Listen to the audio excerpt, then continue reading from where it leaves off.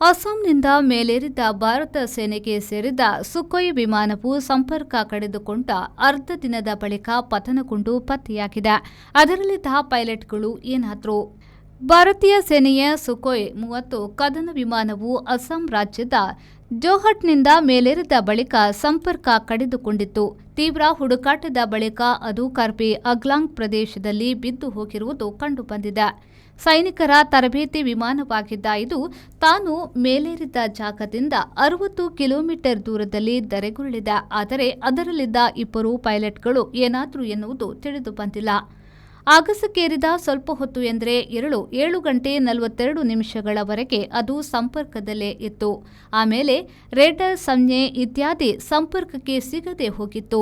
ಕರ್ಬಿ ಅಗ್ಲಾಂಗಿನ ನೀಲಿಪ್ block ಬೆಟ್ಟ ಪ್ರದೇಶದಲ್ಲಿ ಸ್ಫೋಟದ ಸದ್ದು ಕೇಳಿಸಿದ್ದಾಗಿ ಜನರು ತಿಳಿಸಿದ್ದಾರೆ. ಅನಂತರ ಅಲ್ಲಿ ಒಡೆದು ಬಿದ್ದ ವಿಮಾನ ಕಂಡಿದ್ದಾದರೂ ಅದರಲ್ಲಿದ್ದ 2 ಪೈಲಟ್ಗಳ ಮಾಹಿತಿ ಸಿಕ್ಕಿಲ್ಲ. ಅವರಿಗಾಗಿ ಹುಡುಕಾಟ ನಡೆದಿದೆ.